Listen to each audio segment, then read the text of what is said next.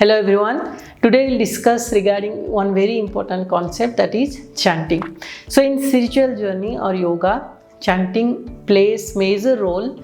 Why we'll be discussing here in 5 points only. First point, when you keep chanting, you try to either listen to the word you are chanting from your mouth to ear, or if you are little bit advanced, you can see, that is called mantra DRASTA.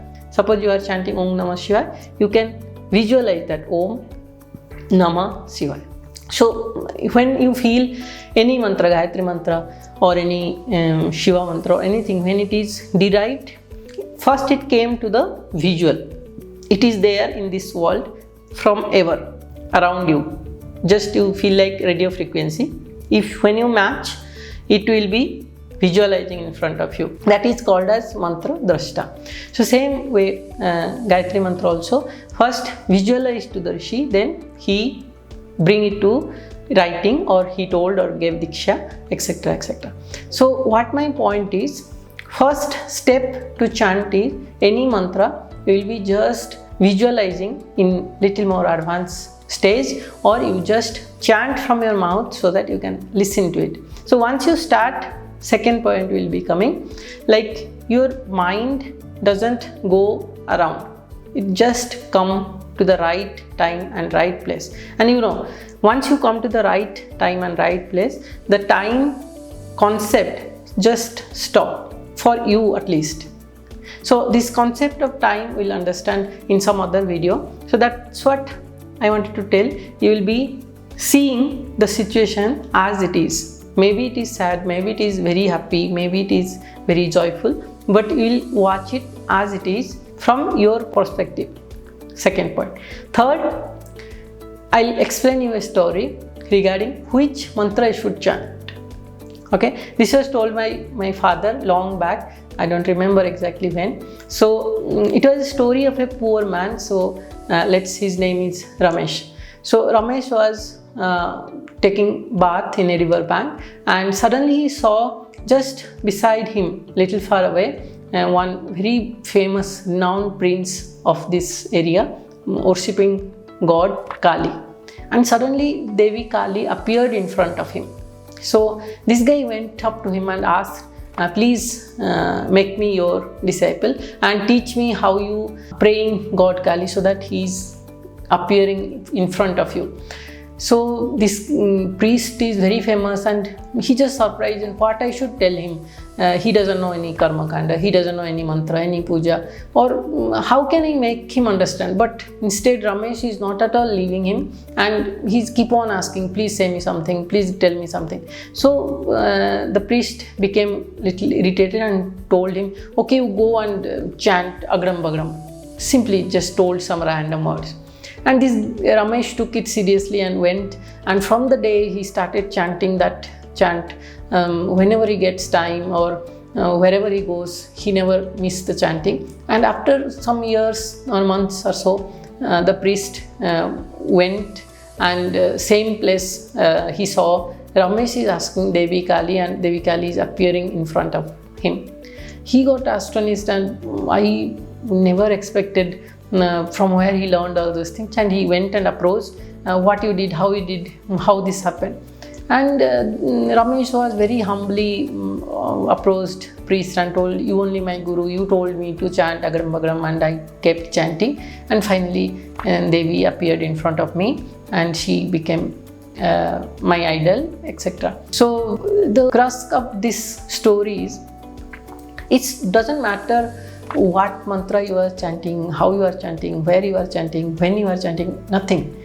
Just your intention should be clear, and you should be innocent. You might be doing something bad or some work which may not be considered as a noble work or something, but if you're innocent, if you are innocent and your intention is right, then there is no force can stop you to progress in spiritual path.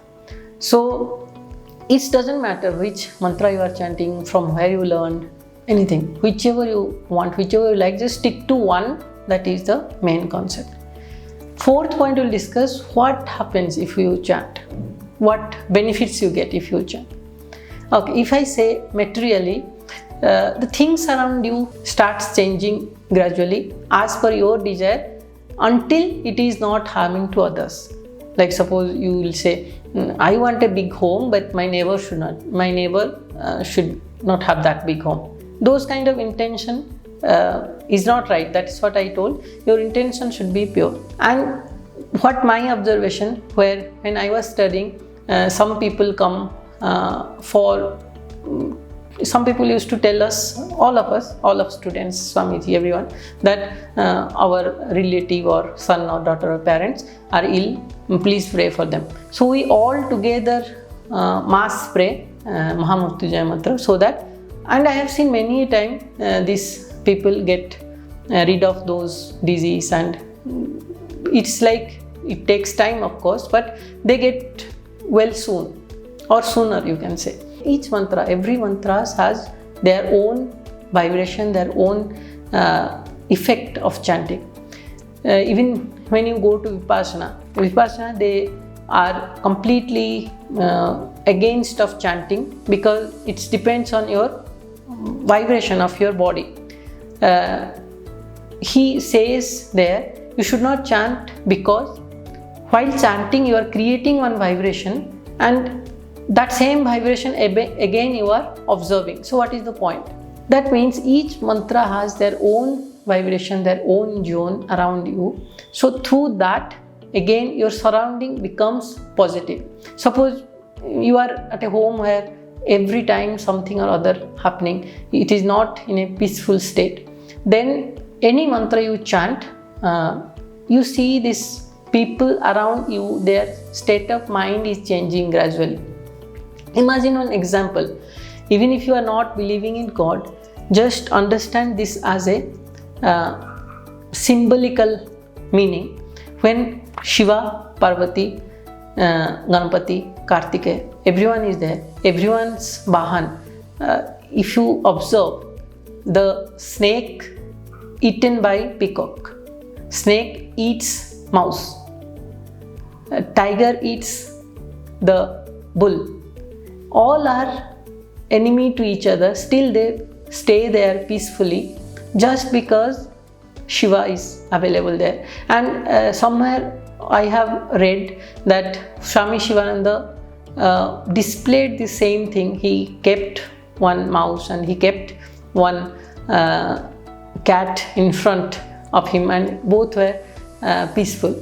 So this is the one reason. Once you start chanting, the surrounding of yours becomes very peaceful along with yourself. The last point regarding the chanting I wanted to tell, once you start chanting, if you are stick to the same chanting, unless you are finding anyone of your guru or any saint or someone else, if he approached you and tells you that you should chant this mantra, then only you can change. But if you are starting by yourself, then start from any one mantra and stick to it. The mantra chanting, if you can chant anytime. Suppose Chaitanya Mahaprabhu, when he was going for urination and all, that time he was holding her tongue so that by any chance the chant should not come away. So his disciple told, if that time you passed away, if your life goes that time only, then what will do?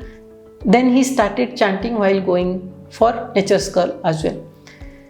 That means you can chant at any point. It doesn't matter where you are riding, you remember, just chant, take name. And only with that name, if you have trust, then your physical, your materialistic, your spiritual progress, everything will happen by itself. The chances of coming the evil force will be reduced like anything. You just chant for 21 days or 30 days non-stop. In the sense, at least you make fixed routine, like half an hour I'll chant, 15 minutes I'll chant. And when you start seeing result, just let me know in comments or anywhere else. Just make a routine and start chanting whenever you remember. That's all. Regarding chanting, little bit more we'll be discussing in upcoming videos. In that, I'll explain you how these vibrations are optimized and how the scientists are now testing on these vibrations. Suppose example, Om chanting or Gayatri mantra or Mahamrityunjaya mantra, etc. And what is the effect of that? I'll give you with some example and what is the experiments on this going on with lot more discussion. So stay tuned and be positive and keep chanting. Thank you very much.